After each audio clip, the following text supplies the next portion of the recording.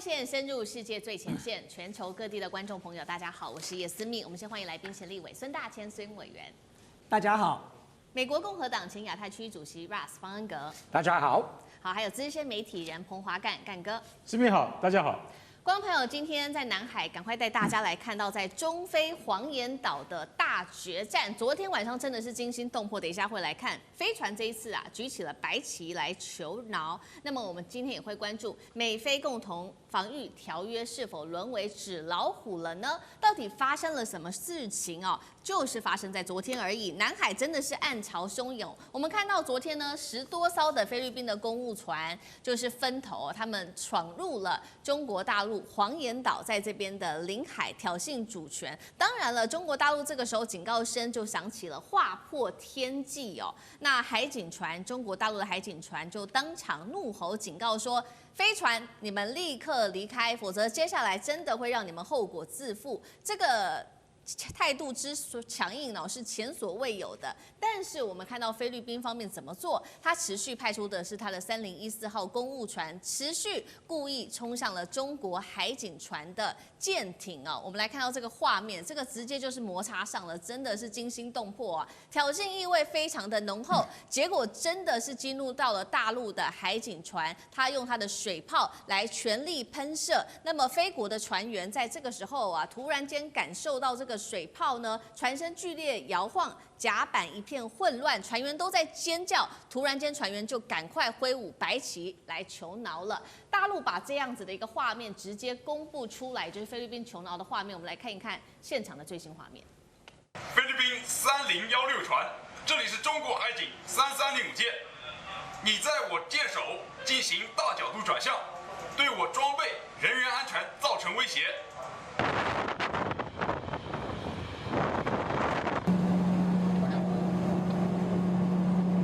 好，事实上，在这一场对决爆发之前，其实我们已经提过了，北京就早就下了一步这个阳谋的棋，也就是在南海这边，它特别就将黄岩岛给正式升级为国家自然保护区。路透社直指，这就是中国在军事跟主权双管齐下的第一步。除了刚刚我们看到自然保护区，等一下节目我们也会特别来关心大陆在南海这边画下的大三角。在这边呢，只要美国的航母今天敢靠近的话，它就会有所动作。所以今天我们会讨论到这个大三角当中的黄岩岛。首先就昨天的这一场冲突，委员怎么看？菲律宾大规模闯黄岩岛是仗着美菲共同防御条约，有这个条约来撑腰吗？结果还是被中国海警逼到这个逼退，甚至举白旗。这一场冲突您怎么看？对，我想我们看到的这场冲突只是菲律宾再一次的自取其辱了那么当然，菲律宾这个身为美国这个牵制住中国大陆的一招棋，那么本来就是扮演这种跳梁小丑的角色嘛。讲直白了就是狐假虎威他以为他背后有一只老虎在撑腰，所以呢，他就可以在那里得意洋洋、志得意满这个指手画脚的。那么，但是事实上，关键问题是你那只老虎真的会给你撑腰吗？在什么情况之下会撑腰？那只老虎真的敢跟中国大陆这只老虎两虎相争来进行对撞吗？现在看起来，美国没有这个实力，没有这个胆气，也没有这个准备，更没有这样的意图所以，那在这种情况之下，如果菲律宾还是要持续的去扮演这种角色，去讨好他的美国老大哥，然后试图在换得美国给他的一些垂怜，给他的一些援助那么我觉得菲律宾最终自己一定会这个赔了夫人又折兵自己必然会受到更大的损失。我觉得现在对中国大陆来讲，已经到了一个忍耐的边缘了啦就是到底看你还要玩到什么时候。那么如果真的玩过头了，我也认为中国大陆并不在乎，狠狠的直接给菲律宾一点教训那么如果当中国大陆采取这样的动作的时候，那个时候尴尬的就是美国了。美国要替菲律宾出头吗？美国要怎么出头？南海距离美国有多远美国的这个武装的力量，就算你有几个航空母舰舰队，你来得及在及时赶到南海地区来吗？就算你赶到了，你敢在那里跟中国大陆开战吗？这些问题其实赫格塞斯讲的话讲得很轻松容易但是真的要做起来，恐怕不是一件这么容易的事情。所以其实菲律宾这个时候就应该要想清楚，你看看川普跟习近平目前的互动，他们两个人马上就要通电话了。中美的这个关税协商眼看着一直都有持续的进展哦 ，TikTok 的问题也得到了初步的解决，所以中美之间的矛盾、中美之间的摩擦正在逐步的缓和跟降低之中。在这个时候，菲律宾真的天真愚蠢，傻到以为美国会为了菲律宾来跟中国大陆扯破脸吗？那么菲律宾真的是太笨了。好，那到底在什么样的情况之下，美国才可能真的会开战呢？等一下请 Russ 来带我们看哦。不过这个先前我们讲啦，菲律宾因为它拥有这个所谓的共同防御条约，在南海这边跟美国，所以他敢今天做这样子的动作。那有一些细部的细节，就是在怎么样的情况下，美国会来做保护呢？其实赫格塞斯他这边又再次的声明讲得很清楚了，他说凡是对武装部队、飞机或公共船只，还有对海岸警卫队，他说有武装攻击，美国都会来出手。但是问题是，菲律宾的公务船算不算是条约的保障内容呢？那 Russ 又怎么看？这个真的是一个大的问号。但是刚刚委员一些说法，我认同，但是部分我不认同。那有关美国有没有这个实力，我觉得我们最好不要对美国的海军实力质疑。美国在印太地区的确还有它的实力，不管是备在南韩、日本、澳洲等等的资源管道等等，美国还是在印太地区有它的实力。但是意图是另外一个问题。那美国在这个时候真的有没有意图跟中国有南海冲突？这个我相信，如果问川普总统本人的话，他会说。你认真吗？我怎么会想在这个时候跟中国在南海有冲突？所以我相信，川普本人对这个议题，第一兴趣不大，第二因为菲律宾跟中国在南海冲突，美中关系会升温或恶化。我也相信川普是完全没兴趣，不支持。刚刚有提到这个贸易谈判，有进步了，还有川西这个礼拜要通话，所以我相信川普对这个议题是完全没兴趣，而且他可能不希望这个问题会变越来越大了。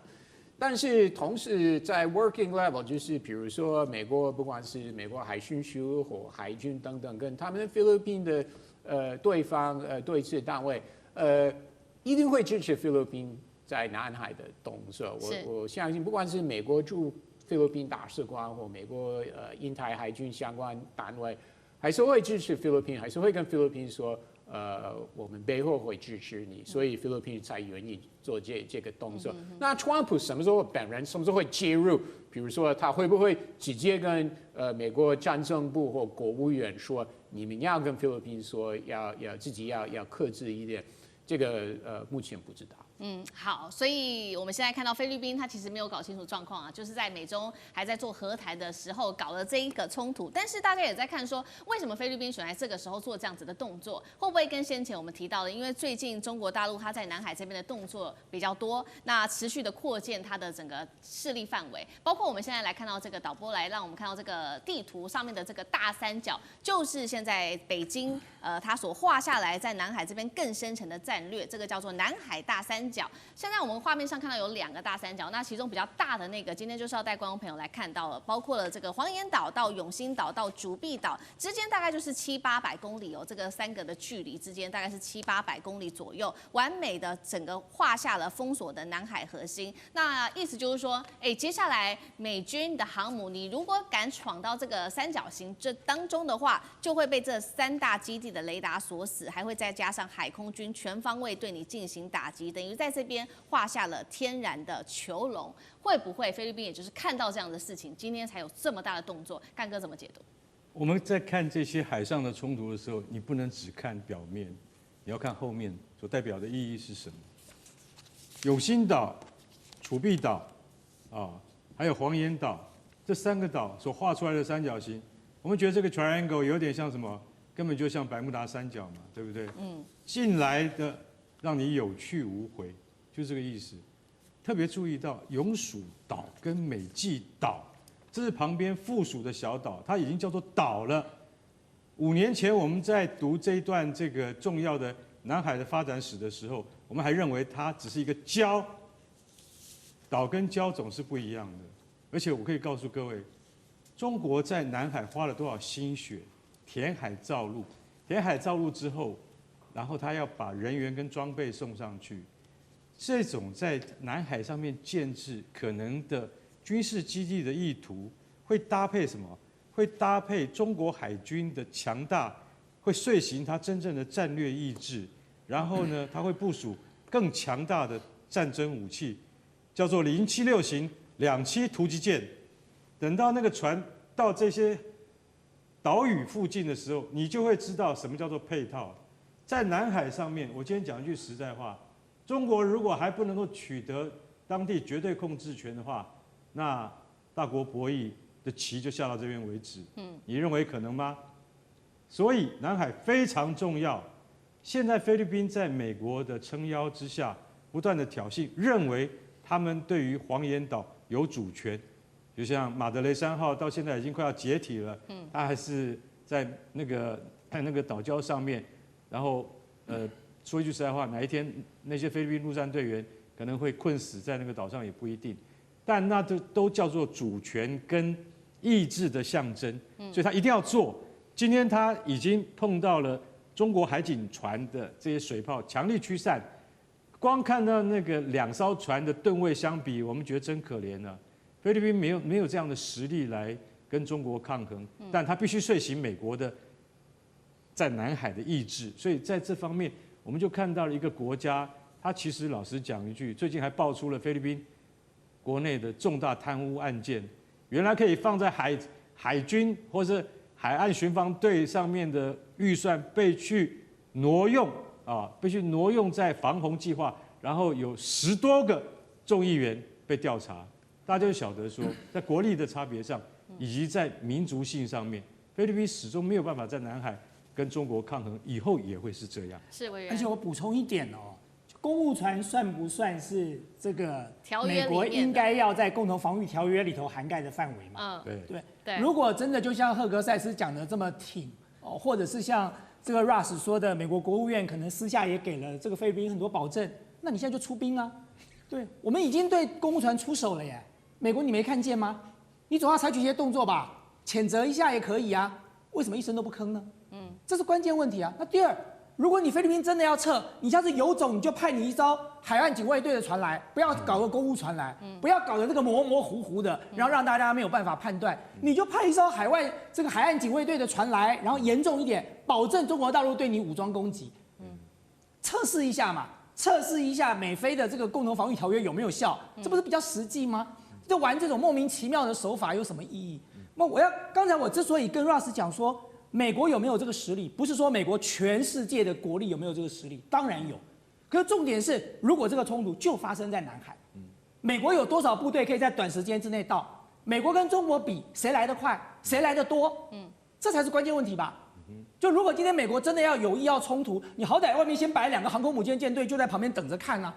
那么你才有可能介入啊，否则我跟你讲，等的就算你派的海岸警卫队来，被中国大陆打得屁滚尿流赶回去的时候，你美国的航空母舰都还没到嘞。听起来委员的分析是像讲台海战争，不是南海战争。台海战争的话，我觉得台海战争 Russ 你知道吗？我觉得台海战争哦，美国介入的可能性还比较大，原因是你刚才讲的，跟南海比，他在日本，他在韩国，距离近啊，对不对？他在菲律宾，可是你说在南海。